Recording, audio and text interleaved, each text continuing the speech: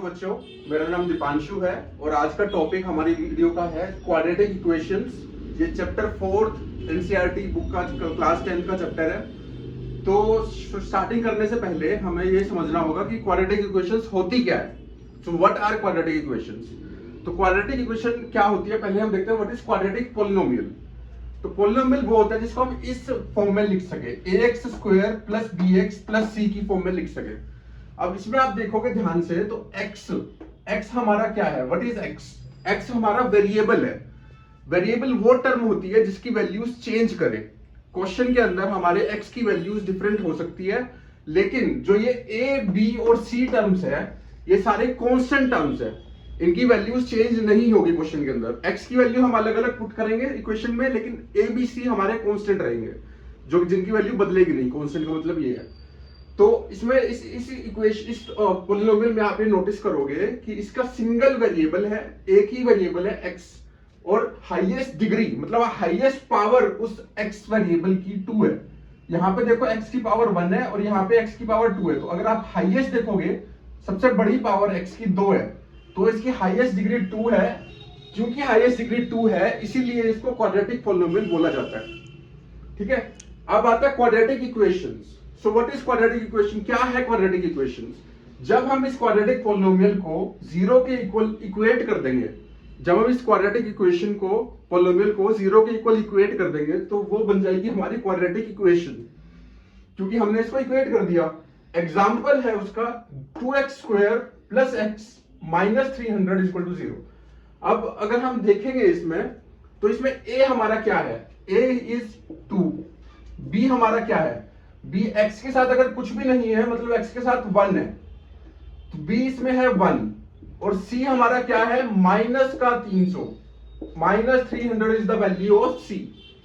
ठीक है, तो ये अब x तो हमारा है ही, जो वेरिएबल है हमारा, तो ये क्वाड्रेटिक इक्वेशन है और a b c की वैल्यूज इसमें ये है। ठीक है, अब आते हैं नेक्स्ट जो हमारी जो चीज है वो है solutions to a quadratic equation. So what are solutions to a quadratic equation? x की वो वैल्यू जिस पे ये इक्वेशन जीरो के इक्वल हो जाए, x की वो वैल्यू जिस पे कोई भी क्वाड्रेटिक इक्वेशन हमारी जीरो के इक्वल आ जाए, LHS is equal to RHS हो जाए, left hand side equal to right hand side हो जाए, तो we will call it as the solution of the quadratic equation. जैसे कि एग्जांपल के तौर पे हम देखेंगे, यहाँ पे एग्जांपल है 2x square minus 3x plus 1 is equal to 0। तो ये एक क्वाड्रेटिक इक्वेशन है। तो इसमें अगर x इज इक्वल टू 1 पे अगर हम देखें तो x इज इक्वल टू 1 इसमें सब्स्टिट्यूट करेंगे हम, 2 इंटू 1 का square minus 3 into 1 plus 1 is equal to 0। तो 2 into 1 is 2, 3 into 1 is minus 3 again, and 1 as it is, so 1 plus 2 is 3, 3 minus 3 is 0. So 0 is equal to 0, it means x is equal to 1 is satisfying the equation. x is equal to 1 जो है हमारे इस equation को satisfy कर रहा है, तो इसको हम बोलेंगे सॉल्यूशन।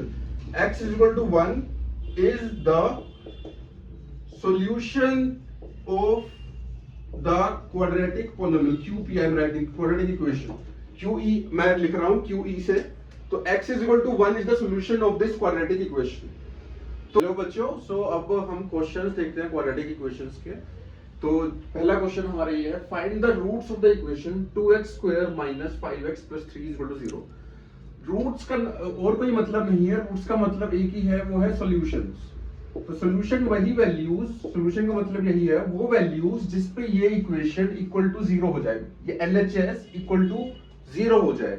तो अब हम देखते हैं क्वाड्रेटिक इक्वेशन का जो ग्राफ होता है वो कुछ ऐसा होता है, पैराबोलिक होता है, ऐसा करके ग्राफ बनता है।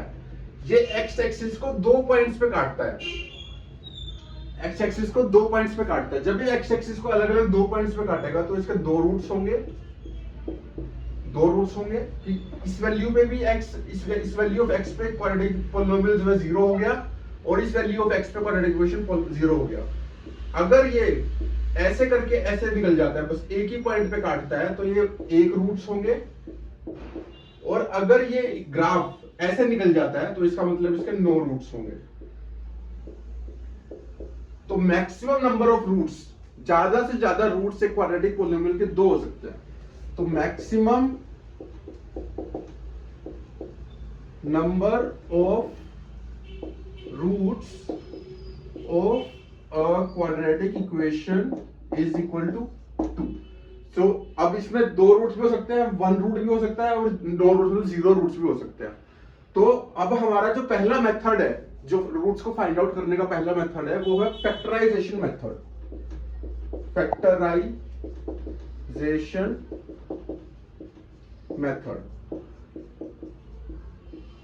ठीक है। तो अब हमारी इक्वेशन है 2x square minus 5x plus 3 equal to 0।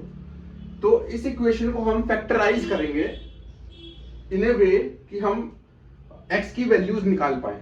कैसे फैक्टराइज करेंगे अब ये देखते हैं। यहाँ पे जो हमारी x स्क्वायर के साथ की टर्म है, x स्क्वायर का जो कोफिशिएंट है यानी कि a को हम c यानी कि 3 के साथ मल्टीप्लाई करेंगे तो वो आ रहा है 6।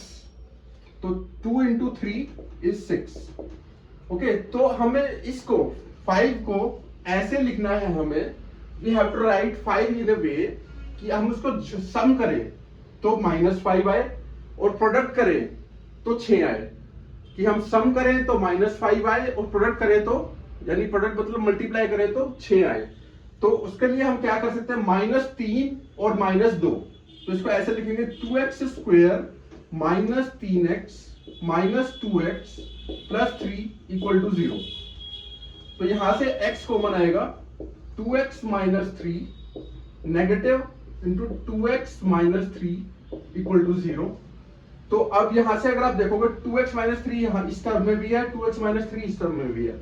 यहां से 2x माइनस 3 को मैं कॉमन ले सकता हूं, तो 2x माइनस 3 कॉमन आ गया into x minus 1 equal to 0।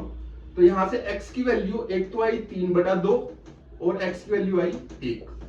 तो इसका मतलब इस इक्वेशन का ग्राफ कुछ ऐसा बनेगा इसकी, क्योंकि दो इक्वेशंस, दो सॉल्यूशंस हैं, x इक्वल टू 3/2 और x इक्वल टू 1। तो 2 बार ये x एक्सिस को इंटरसेक्ट करेगा इसका ग्राफ। तो ये था solution of a quadratic equation using the factorisation method, जो कि चैप्टर 4 की 4.2 पूरी इसी पे आधारित है, इसी पे केंद्रित है। Thank you.